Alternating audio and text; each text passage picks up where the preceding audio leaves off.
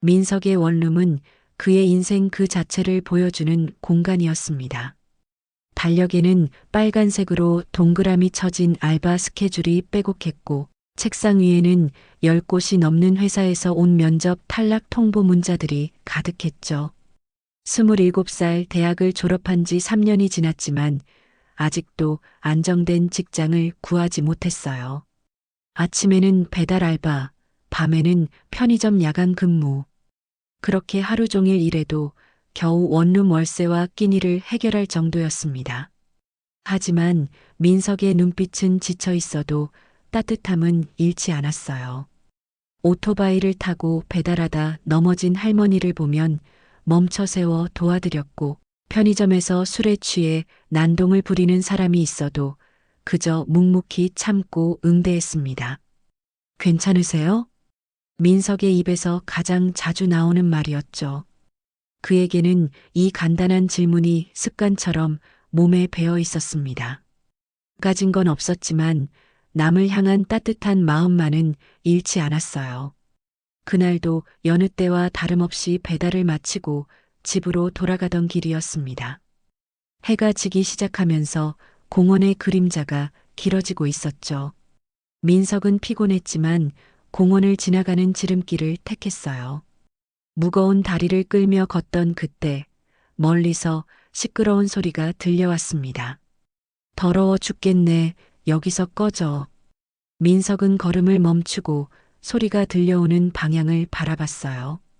벤치에 앉아있던 덥수룩한 수염의 노숙자 할아버지가 3명의 젊은이들에게 둘러싸여 있었습니다. 그중 한 명이 할아버지의 짐을 발로 걷어차고 있었죠. 여기 공원은 우리 구역이라고. 이 냄새나는 늙은이야. 민석은 잠시 망설였어요. 그냥 지나칠 수도 있었습니다. 아니, 어쩌면 그것이 더 현명한 선택일지도 모르죠.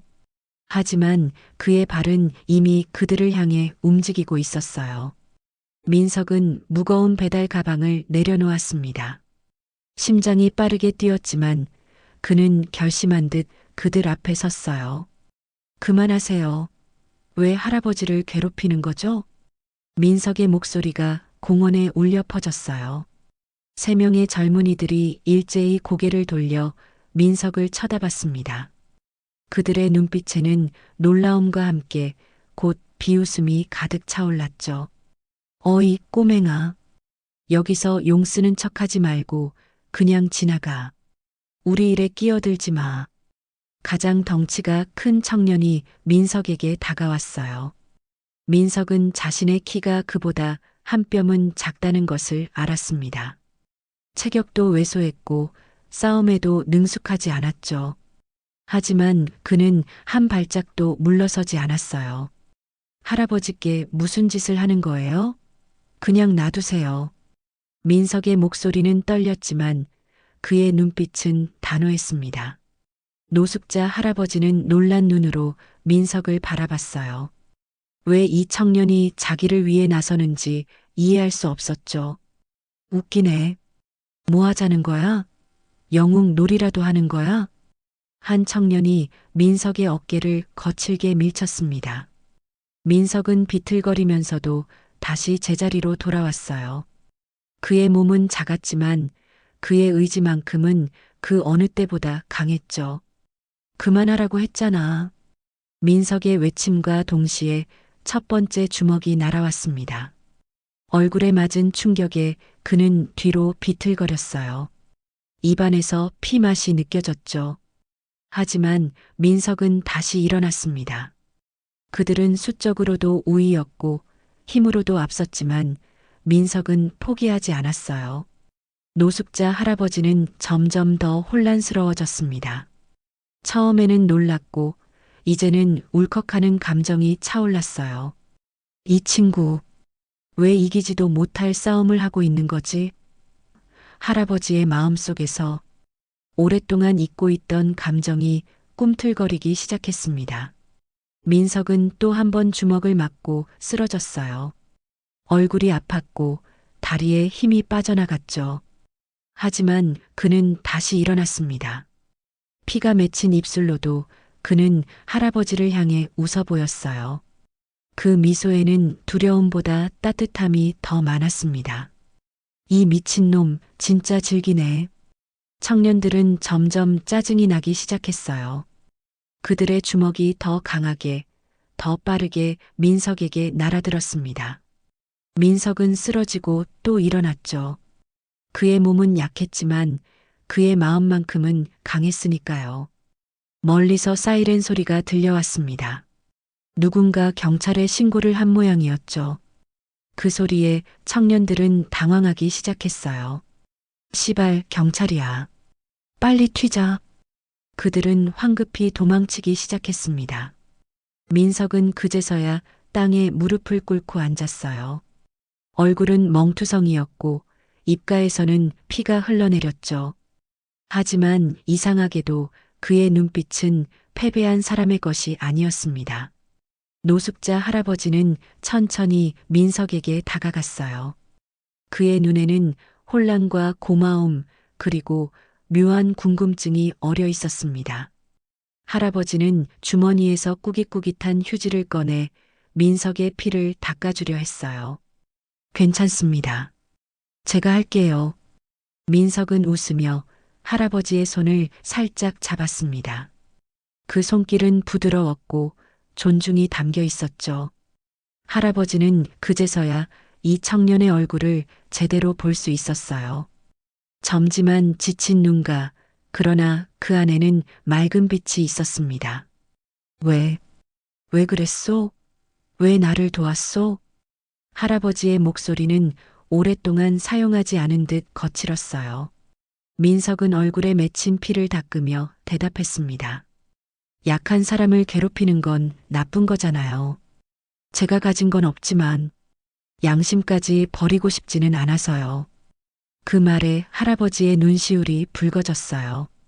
오랜 세월 동안 그가 잊고 있던, 아니 어쩌면 의도적으로 외면했던 감정들이 되살아났습니다.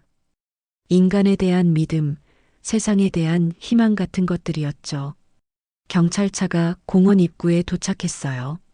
민석은 천천히 일어났습니다. 조심하세요, 할아버지. 이제 경찰이 왔으니 괜찮으실 거예요. 민석은 자리를 떠나려 했지만 할아버지가 그의 소매를 붙잡았어요. 자네 이름이 민석입니다. 이민석? 민석은 활짝 웃었습니다. 멍든 얼굴에서도 환한 웃음이 번졌어요. 그리고는 경찰에게 간단히 상황을 설명한 뒤 자신의 연락처를 남기고 떠났습니다. 그는 이름만 남기고 가버린 이 청년이 궁금했고 또 고마웠어요. 할아버지는 그 자리에 오래 앉아 있었습니다. 흐릿한 공원등 아래서 그는 민석의 말을 계속 되뇌었어요. 양심까지 버리고 싶지 않다. 그 단순하지만 강한 말이 할아버지의 굳어버린 마음을 조금씩 녹이기 시작했습니다. 박윤철, 국내 굴지의 대기업 성진 그룹의 회장이었습니다. 70대의 나이에도 여전히 그의 이름은 경제계와 산업계에 큰 영향력을 가지고 있었죠. 하지만 지금 그는 노숙자의 모습으로 공원 벤치에 앉아 있었어요. 3달 전 그가 자식처럼 키워온 부하 김상무에게 배신당했습니다. 몰래 주주들을 매수하고 이사회를 장악하려 했죠. 오랜 세월 동안 쌓아온 신뢰가 한순간에 무너져 내리는 순간이었어요. 박윤철은 그동안 사업의 모든 것을 걸었고 그 과정에서 가족도 잃었습니다. 남은 것은 회사뿐이었는데 그마저도 빼앗길 위기에 처했죠. 그날 밤 박윤철은 모든 것을 내려놓기로 했어요.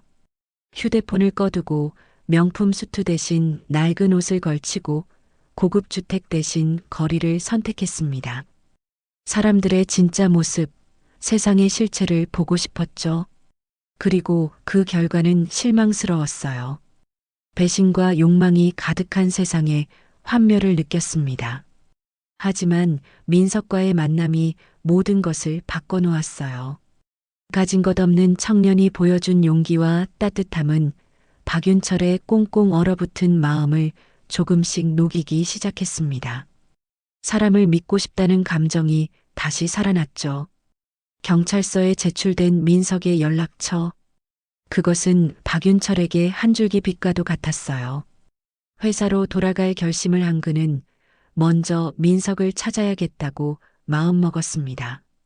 하지만 단순히 고마움을 표현하기 위해서가 아니었어요. 그에게서 본 진정성과 용기, 그것이 지금의 자신에게 필요한 것이었죠. 일주일이 지났습니다. 박윤철은 집으로 돌아와 샤워를 하고 오랜만에 면도를 했어요. 거울 속에 비친 자신의 모습은 더 이상 지친 노숙자의 모습이 아니었습니다. 결연한 의지가 돌아온 기업가의 모습이었죠. 이사회를 소집하라. 그의 첫 명령이었어요. 그가 돌아왔다는 소식은 회사 전체에 폭풍과 같이 퍼져나갔습니다. 김상무는 당황했지만 이미 때는 늦었죠. 박윤철은 그동안 숨겨둔 증거들을 모두 꺼내들었어요. 배신의 증거, 불법적인 주주 매수의 증거, 그리고 회사 자금 유용의 증거까지. 그러나 무엇보다 중요한 것은 그가 다시 사람을 믿기 시작했다는 점이었습니다. 그리고 그 첫 번째 사람이 바로 민석이었죠. 민석의 일상은 여전히 고단했습니다. 그날 밤의 일은 그저 하나의 에피소드로 그의 기억 속에 남았을 뿐이었죠. 얼굴에 멍은 아물었지만 취업 문제는 여전히 그를 괴롭혔어요. 오늘도 그는 편의점 야간 근무를 마치고 피곤한 몸을 이끌며 집으로 향했습니다. 새벽 6시, 가로등이 하나둘 꺼지기 시작하는 시간이었어요. 민석은 하품을 하며 편의점을 나섰습니다. 단 2시간만 자도 오전 8시부터 시작되는 배달 알바가 시작돼 버리죠. 그가 막 돌아서려는 순간 도로변에 검은색 고급 세단이 멈춰 섰어요. 이민석 씨? 차에서 내린 사람은 정장을 입은 중년 남성이었습니다. 민석은 경계하는 눈빛으로 그를 바라봤어요. 낯선 사람이 자신의 이름을 아는 것이 불편했죠. 네. 누구세요? 박윤철 회장님께서 뵙자고 하십니다. 민석은 더욱 혼란스러워졌습니다. 박윤철? 그 유명한 기업가 박윤철을 말하는 건가요? 그가 왜 자신을 만나자고 한다는 건지 이해할 수 없었어요. 죄송합니다만 무슨 말씀이신지. 그때 차의 뒷문이 열렸고 한 노신사가 모습을 드러냈습니다. 깔끔한 정장을 입은 그는 민석에게 친숙하면서도 낯선 인상을 주었어요. 어디서 본 것 같기도 하고 아닌 것 같기도 했죠. 일주일 전 공원에서 만났지. 자네가 나를 도와줬었네. 그 순간 민석은 깨달았어요. 그날 밤에 노숙자 할아버지가 바로 눈앞에 이 당당한 기업가라는 사실을. 너무나 달라진 모습에 민석은 말을 잇지 못했습니다. 그날 자네가 나를 구했네. 양아치들한테서도 절망의 구렁텅이에서도. 박윤철의 목소리는 부드러웠지만 힘이 있었어요. 그의 눈빛에는 진심이 담겨 있었죠. 아, 그러니까 할아버지가. 민석은 당황해서 말을 더듬었어요. 이런 상황은 처음이었으니까요. 박윤철은 부드러운 미소를 지으며 민석의 어깨를 토닥였습니다. 내 차에 올라타지 않겠나?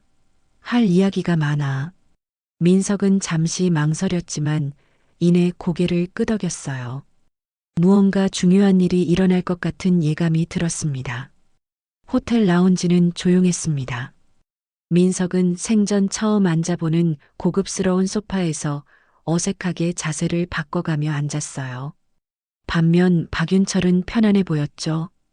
그는 민석에게 커피를 권하며 이야기를 시작했습니다. 내가 누군지는 이제 알겠지? 민석은 고개를 끄덕였어요. 박윤철 회장은 누구나 아는 인물이었죠. 신문과 뉴스에 자주 등장하는 재계의 거물이었습니다. 그날 할아버지, 아니, 회장님께서 왜 그런 모습으로 계셨는지 이해가 안 돼요. 박윤철은 깊은 한숨을 내쉬었어요. 그리고 천천히 자신이 겪은 배신과 그로 인한 절망, 그리고 세상을 향한 환멸에 대해 이야기했습니다. 사업에 성공한 만큼 잃은 것도 많았죠. 가족, 진정한 친구, 그리고 결국에는 신뢰까지. 그러다 자네를 만났지. 가진 것 없는 청년이 멍이 들어가면서도 낯선 노숙자를 위해 싸우는 모습을 보았어. 민석은 부끄러운 듯 고개를 숙였어요. 그건 그저 자연스러운 행동이었을 뿐이었죠. 당신 덕분에 다시 사람을 믿고 싶어졌어. 내가 가진 모든 걸 되찾을 때 자네와 함께하고 싶네. 박윤철은 고개를 숙여 정중하게 말했습니다. 민석은 처음에는 이 모든 상황이 꿈만 같았어요. 왜 이런 대기업 회장이 자신 같은 사람에게 이런 제안을 하는지 이해할 수 없었죠. 회장님, 제가 뭘 할 수 있겠어요? 저는 그저 평범한 사람이고 특별한 능력도 없고. 박윤철은 민석의 말을 손짓으로 끊었습니다. 지금 내게 필요한 건 능력이 아니야. 자네가 가진 양심과 용기, 그것이 필요하네. 내 회사에 다시 신뢰를 되찾기 위해서는 자네 같은 사람이 필요해. 민석은 여전히 혼란스러웠어요. 하지만 박윤철의 눈빛에서 진심을 읽을 수 있었죠. 이것은 단순한 보답이 아니었습니다. 진심 어린 제안이었어요. 내 곁에서 나를 도와줄 수 있겠나? 박윤철이 손을 내밀었습니다. 민석은 잠시 고민했어요. 이 제안은 그에게 너무나 과분했죠. 하지만 어쩌면 이것이 운명일지도 모른다는 생각이 들었습니다. 저한텐 기회가 너무 과분하지만 저도 누군가에게 부끄럽지 않게 살고 싶습니다. 민석은 결심한 듯 박윤철의 손을 잡았어요. 그 순간 두 사람의 눈빛이 만나며 서로를 이해했습니다. 성진그룹 본사 100층이 넘는 초고층 빌딩이었습니다. 민석은 처음 이곳에 들어서며 입을 다물지 못했어요. 로비의 높은 천장, 대리석 바닥, 세련된 인테리어 모두가 그에게는 새로운 세계였죠. 여기서 일한다니 믿기지 않네요. 민석은 중얼거렸어요. 옆에서 걷던 박윤철은 흐뭇한 미소를 지었습니다. 일주일 전 그는 민석에게 회사의 비서실 특별 연수생 자리를 제안했죠. 처음에는 망설였지만 민석은 결국 그 제안을 받아들였습니다. 처음엔 낯설겠지만 곧 적응할 거야. 박윤철의 말에 민석은 고개를 끄덕였어요. 그는 이틀 전에 받은 양복을 입고 있었습니다. 맞춤복이었죠. 평생 입어본 적 없는 고급 옷이었어요. 처음에는 거절했지만 박윤철은 이것이 단순한 선물이 아니라 필요한 업무 도구라고 설명했습니다. 엘리베이터가 50층에 멈췄어요. 경영진과 비서실이 있는 층이었죠. 문이 열리자 모든 시선이 그들에게 향했습니다. 박윤철과 함께 걷는 낯선 청년을 향한 호기심 어린 눈빛들이었어요. 회장님, 이사회 준비가 다 되었습니다. 비서가 다가와 말했습니다. 박윤철은 고개를 끄덕였어요. 민석 씨, 이쪽은 당신 자리야. 오늘은 회사를 둘러보고 적응하는 시간을 가지게. 민석은 긴장된 표정으로 고개를 끄덕였어요. 박윤철이 회의실로 향하는 동안 그는 자신에게 배정된 책상에 앉았습니다. 깔끔한 책상 위에는 최신형 컴퓨터와 태블릿이 놓여 있었죠. 혹시 이민석 씨? 옆자리의 여직원이 조심스럽게 물었습니다. 민석은 살짝 당황하며 고개를 끄덕였어요. 네, 맞습니다. 회장님의 특별 채용이라고 들었어요. 저는 서유진이라고 해요. 비서실에서 일해요. 유진은 따뜻한 미소를 지으며 악수를 청했습니다. 민석은 어색하게 그녀의 손을 잡았어요. 다들 궁금해해요. 회장님이 갑자기 사라졌다가 돌아오시더니 특별 채용으로 당신을 데려오셨으니까요. 민석은 무슨 말을 해야 할지 몰랐습니다. 그의 얼굴이 붉어졌어요. 유진은 그런 그를 보며 웃었죠. 부담 갖지 마세요. 천천히 적응하면 돼요. 도움이 필요하면 언제든 말해요. 민석은 고마운 마음에 미소를 지었습니다. 낯선 환경이었지만 이렇게 따뜻한 동료가 있다는 것이 위안이 되었어요. 민석 씨, 그동안 수고가 많았소. 박윤철의 목소리는 따스했습니다. 회장실의 넓은 창문으로 서울의 화려한 야경이 펼쳐져 있었어요. 취직한 지 석 달이 지난 지금 민석은 이제 조금씩 회사 생활에 적응해 나가고 있었죠. 아닙니다. 회장님께서 기회를 주신 덕분이에요. 민석은 공손하게 대답했습니다. 처음에는 모든 것이 낯설었어요. 직원들의 시선도 부담스러웠고 업무도 어려웠죠. 하지만 민석은 포기하지 않았습니다. 밤늦게까지 남아 공부했고 모르는 것이 있으면 주저없이 물었어요. 그의 성실함과 진심은 점차 사람들의 마음을 열었습니다. 자네가 여기 온 뒤로 많은 것이 달라졌어. 직원들 사이에 신뢰가 돌아오고 있어. 박윤철은 와인 잔을 들어 창밖을 바라보았어요. 민석이 회사에 합류한 후 그는 직원들과 더 많은 대화를 나누기 시작했습니다. 민석의 솔직함이 그에게 영향을 준 것이죠. 사실 처음에는 제가 왜 여기 있는지 이해가 안 됐어요. 민석은 솔직하게 마음을 털어놓았습니다. 박윤철은 고개를 끄덕였어요. 나도 처음에는 단지 고마움 때문이라고만 생각했어. 하지만 시간이 지나면서 깨달았지. 자네가 내게 보여준 건 단순한 용기가 아니었어. 그건 진정성이었어. 박윤철은 서랍에서 서류 한 장을 꺼냈습니다. 그리고 민석에게 건넸어요. 이번에 신사업부를 만들려고 해. 자네가 책임자가 되었으면 하네. 민석은 놀라움에 말을 잇지 못했습니다. 채 석 달도 지나지 않았는데 사업부 책임자라니요. 너무나 큰 책임이었습니다.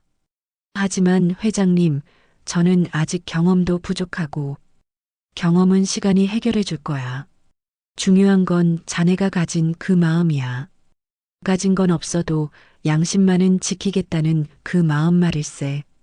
그 순간 민석은 그날 공원에서 자신이 했던 말을 회장님이 기억하고 있다는 것을 깨달았어요.